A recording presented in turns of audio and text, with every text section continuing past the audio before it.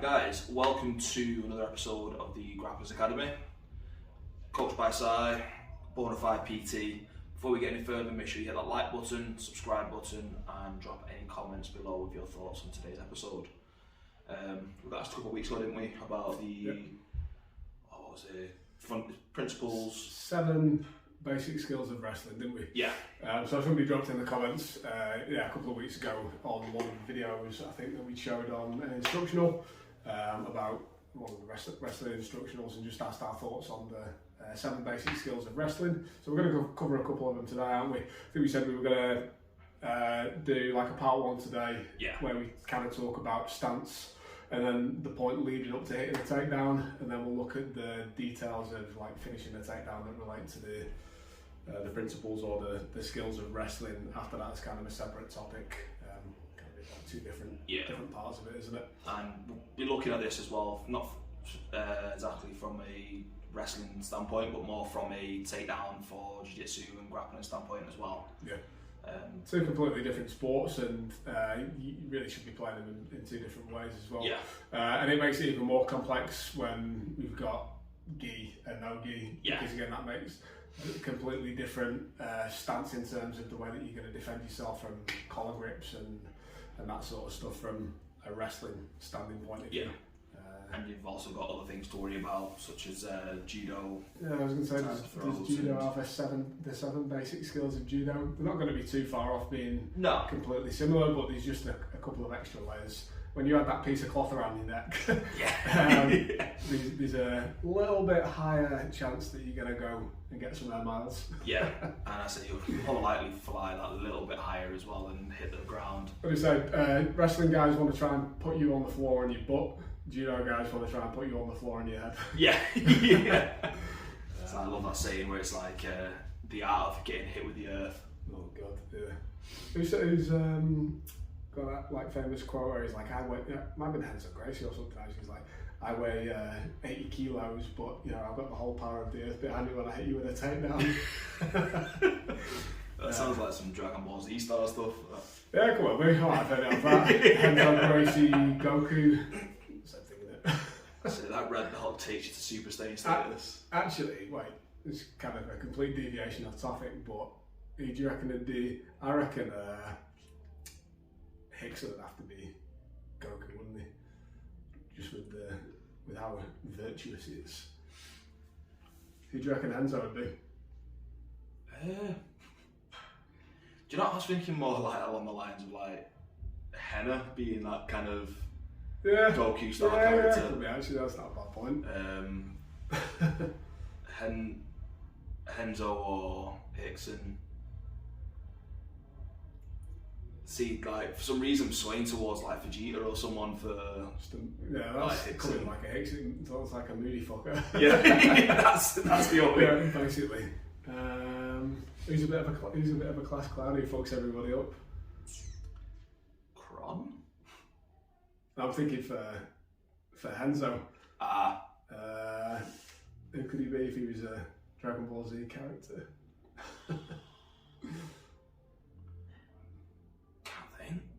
Mr. Popo. Yeah.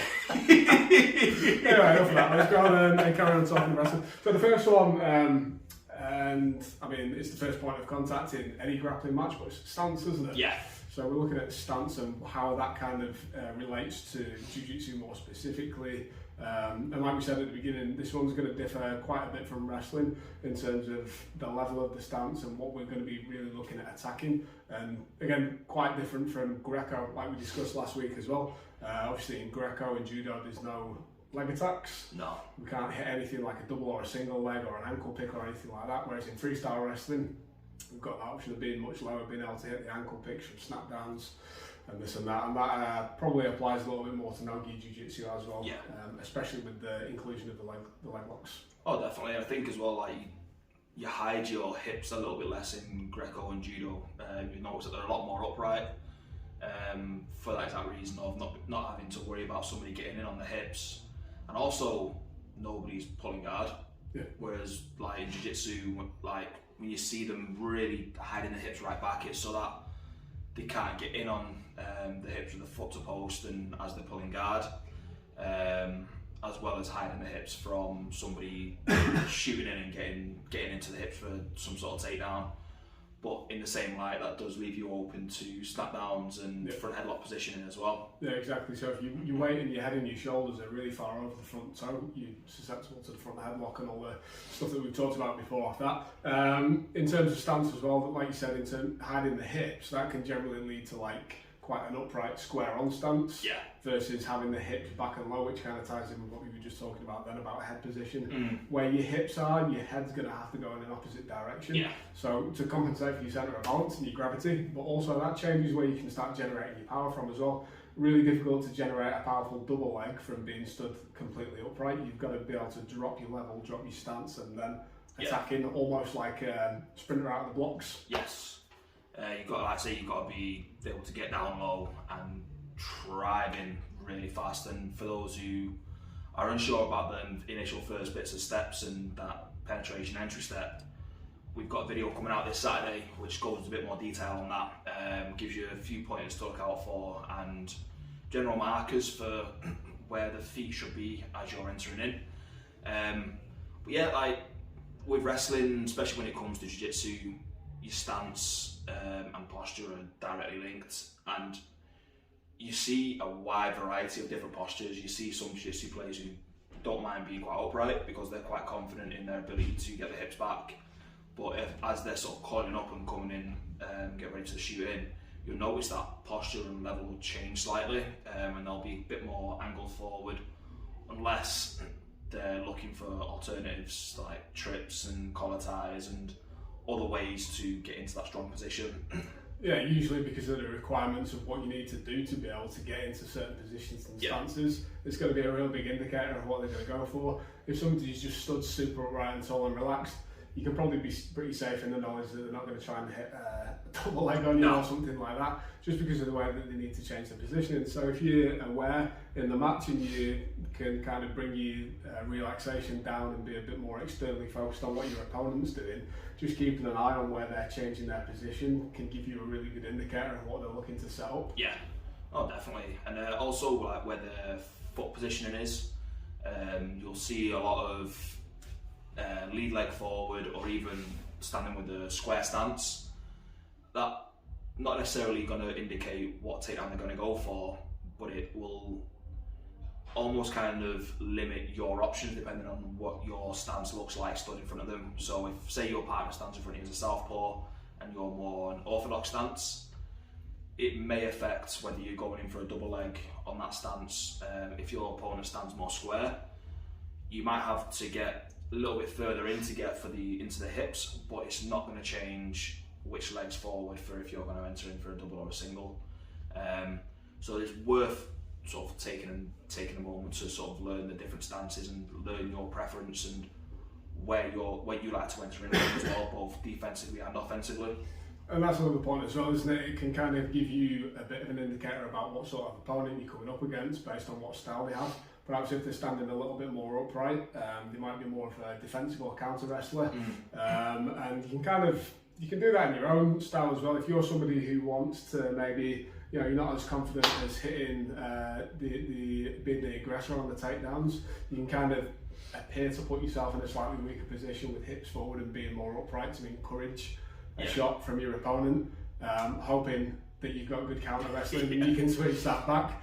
There's no good in being a counter wrestler if you've not got quick reactions or you can't read your opponent's movement well, because a lot of this, as in striking as well, leads from you presenting something that appears appealing to your opponent to go for. So standing very tall with a very upright stance is quite appealing for somebody who likes to hit double legs, so you can encourage them into doing that with your stance and play a bit of a mind game with them, but you've got to know what avenues you're pushing them down. So standing upright and expecting them to try and hit you in a front headlock or something like that, and then you get double legged and it was a surprise to you, well guess what, you picked the wrong tactic. If you wanted to try and play that front headlock game, you've got to present it to them, change your stance and give them something appealing to attack the thing that you want. So we've got layers on these things. You'll probably see that as a thing quite a lot as we talk through the different points here.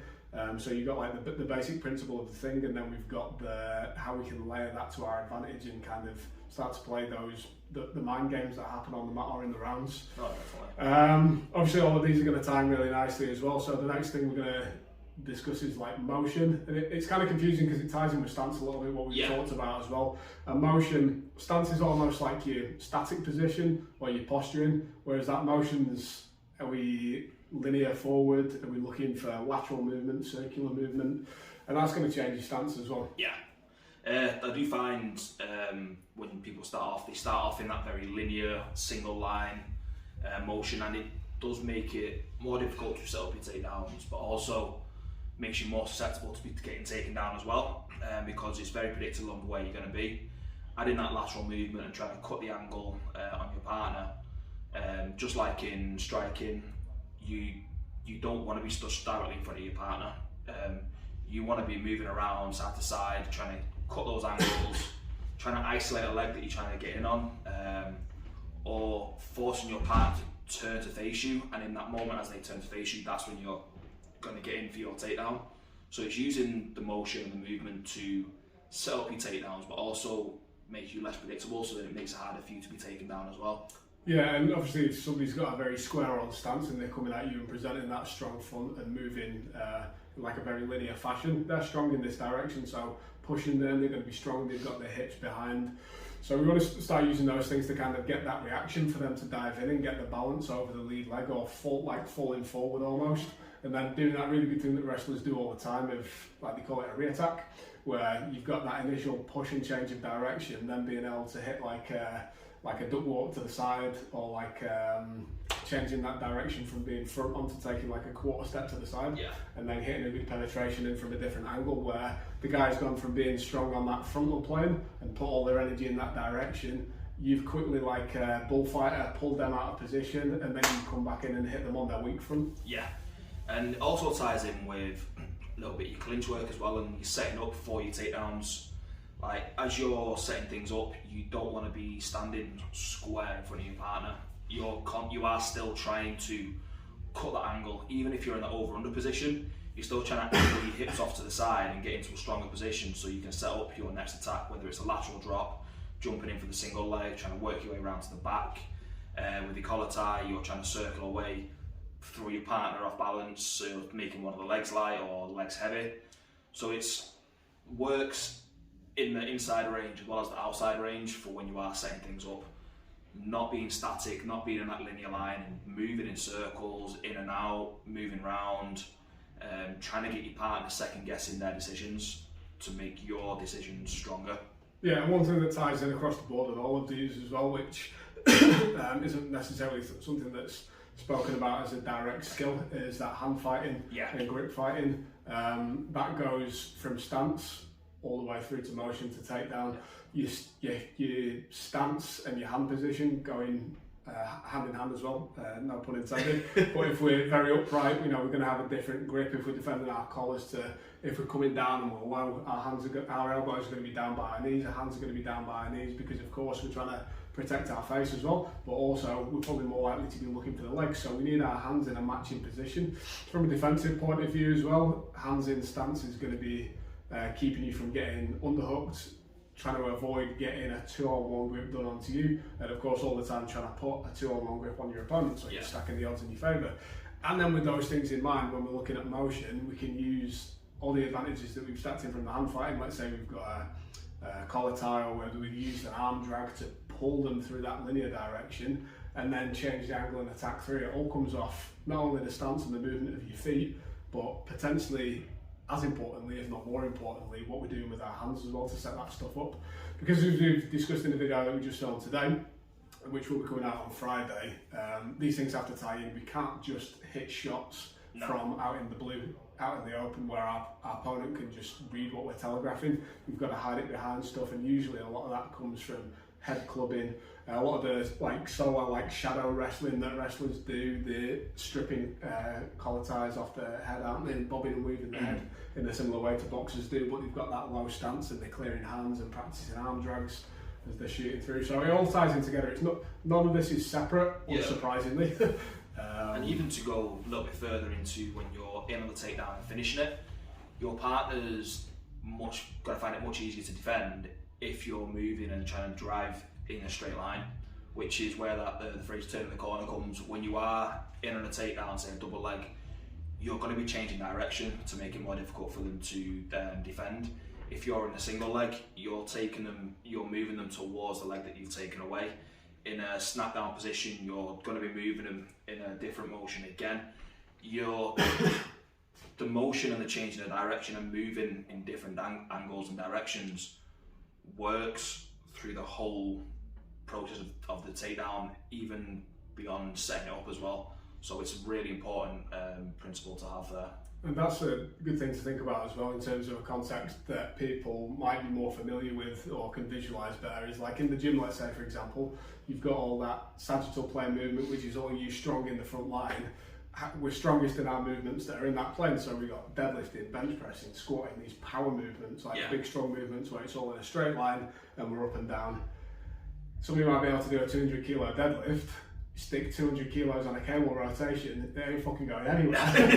So if you can put somebody into that weak rotational position, you're going to have much more ability to drive them down, because you're driving your whole body weight into a position where they've got weak power. And even the strongest person on a rotation, like what realistically somebody could be a beast on cable rotations and maybe be able to do it with 50 kilos, like that'd be a good fucking cable rotation, wouldn't it? That's nowhere near going to match your ability to defend on an 70, 80, 90 kilo person coming in on you on that angle. They put you on 1 foot, they're driving you to the floor, they've got control of your hips. So basically stacking your opponent in that weaker position is always what you're going to be trying to do. Very front on, very strong. Hitting them in a shitty position, they're going to have a lot more success. Again, the next one, level changing. Ties in with everything that we just said. So motion, head position. Level changing, one thing that I will add to that as well is the level changing is not only just the position of the head and the legs, it can be with the arms as well. So are we attacking the legs? Are we showing something on the legs that we want our opponent to step back out of the way of, so we can then come up and get a front headlock? Or are we attacking the head so that we can pull them down, so that then when they pop up, we can hit them on a double? That's it. It's not just your personal level changing, like when you level changing in for getting into the hips, ducking under. It's also your partner's level change. So like you were saying there with the snap down, you're trying to get their head to change level. You're trying to get them to posture up and again changing level to expose the hips. You're trying to get them to change their level so you can go underneath their level again to get into the takedown that you want to go for. For example, even with the ankle pick, you're changing your level to get down to the ankle, but if you do that while your partner's upright, you're not going to get in on it, you're not going to finish that ankle pick. Whereas if you bring them down with you, catch that ankle, you can finish it while you're both going down into that level change. So there's a lot of different options to think about when you are talking about level change, as opposed to just your personal level change of changing levels, getting in on the takedown, or changing levels, getting in onto the high crotch, or changing levels to get round to the back underneath the clinch. And even tying in the level change with, well, basically everything else, everything ties together anyway. You want to be stacking all of these sort of fundamentals of wrestling into your stand-up game, but then also knowing the risks of sort of the freestyle wrestling techniques and how they apply into sort of the jiu-jitsu game, where you've got risk of submissions, back takes, choke, like a whole heap of other risks that go in there that really make the takedown game a bit more risky in this sport, as opposed to just wrestling or just judo or anything else like that. I think another thing that makes it, like you're saying, more applicable to submission wrestling, submission grappling as well, is like knowing what you want to have next off the back of your takedown. So, and we talked about this a little bit as well the other week when we were talking about dealing with different size opponents. We were talking about how a smaller guy can work against a bigger guy when you're in your training gym, or unless you're in the absolute in a competition. But it's knowing what you actually want to set up next. So, in some circumstances, your head level being above your opponent's is beneficial. If you want in something else, then it's not beneficial. So, for example, if you want to try and hit some front headlock game, if that's what you want to play, you need your head above your opponent's head. Yeah. If you got a double leg game and you want to hit some like solid double leg takedowns, then guess what? You need your head below your opponent's level. So it depends what you want to go for, and most of that's going to be determined by where you want it to end up next in the grappling. Because in wrestling, once the takedown's occurred and you've secured your points, we're standing back up and we're going again. Yeah. In jiu-jitsu or submission grappling, when we hit the takedown, a front headlock might lead to a turtle. You might want to set up darcies, you might want to go around to the back and hit that wrestler's ride and start attacking the legs. You might want to hit the double leg and go straight to a knee on belly and start controlling through that way. So you've got to know what your path of your desired path of progression is, rather than just having like, right, I've got a great double leg, but I actually wanted to end up attacking the back. Yeah. I've got to do another step now. Could I have done something better that gives me the back straight away? And you kind of trimming the fat away and making it more accessible to you. You've also got to add in there as well what your opponent's style of play is there as well. So your partner may not want to wrestle. They may be looking for that just sort of quick takedown so then they can implement their game plan. You see a lot in the ADCC where you'll get two players who preferably play off their back, try and wrestle, and it doesn't make for the best display. But because you have to, if you do pull guard, you lose 2 points. Nobody wants to pull guard. So they may want you to shoot in for that double leg, so then as soon as they hit the mat, they can scramble back, set their guard up and start playing. Or if you go for that snap down run around the back, they may find that they can get an entry into the legs. But on the other end of that, if you're against a player who wants to be on top, as soon as you try and take them down, they're going to scramble, they're going to fight to get back on top, and it's going to make your takedown efforts more exhaustive. So on top of sort of planning your own strategy, you've also got to take into consideration what your opponent's strategy is like as well.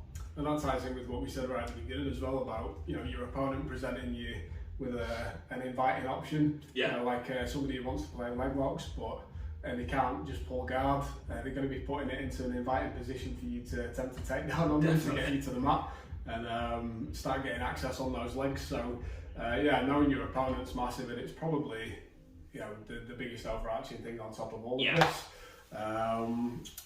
Last, the one that we're going to cover today, the best one, the one that we talked about most in the video that's coming out on Saturday, penetration. So penetration is basically being able to get into a position where we can start to tie up the limbs that we're looking to attack, easily most visualizable on a double leg. And Sai showed us a really good example in the video that's coming out on Saturday, so make sure you're checking that out. But talk through us about this penetration idea and how it relates to getting a good takedown. Yeah, so it's the way I visualize it is trying to get in as deep onto the hips as possible,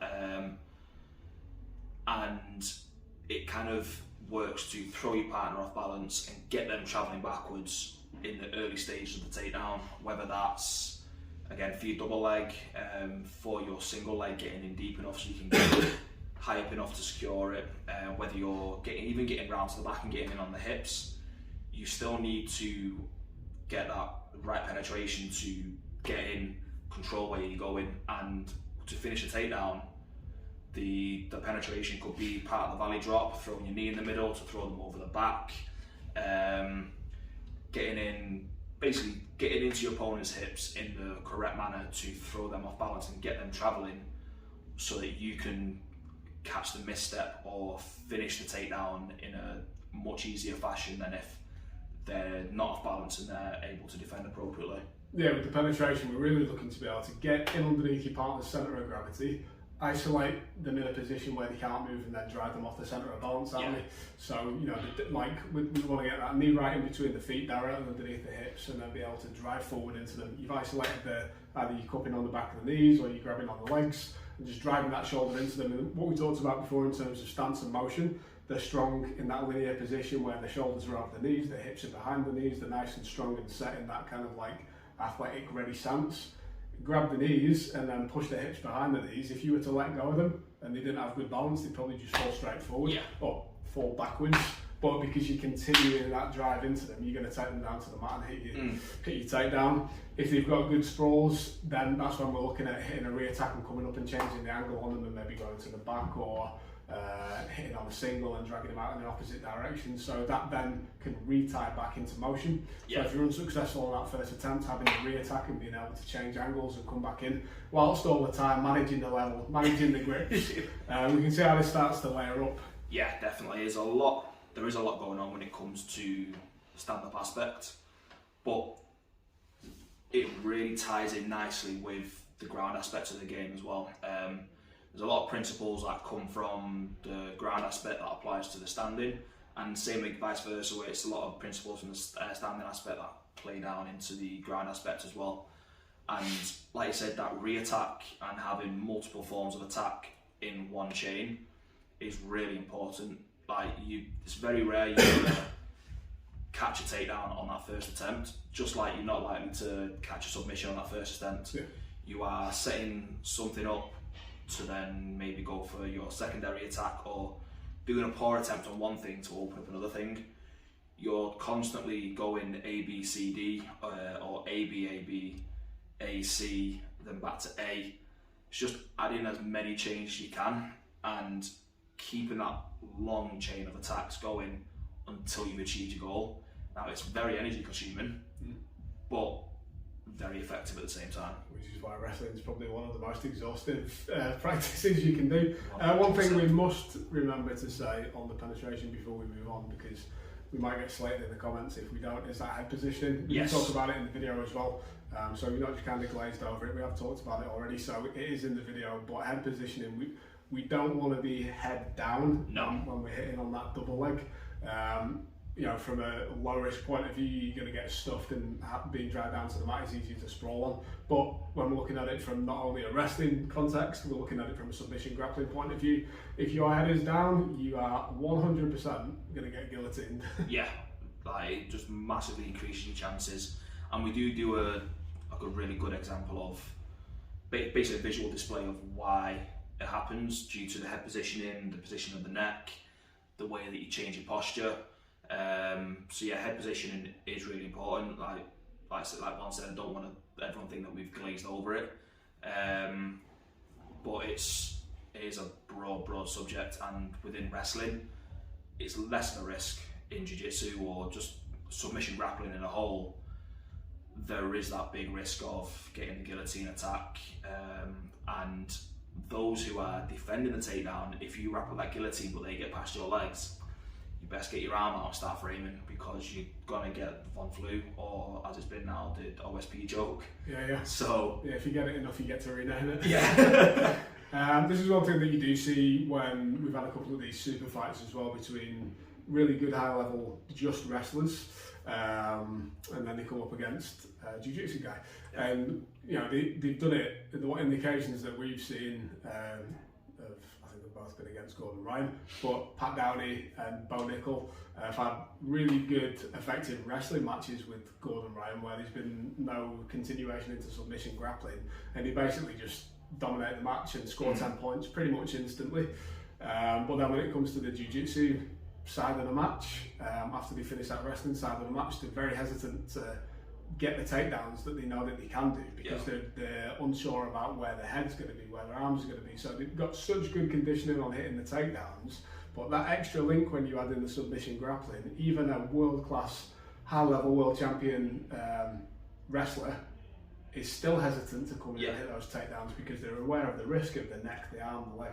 And also, going back to players inviting the takedown to get the game going where they want it to go, Gordon was inviting the takedown, and it's quite clear where he got suplexed.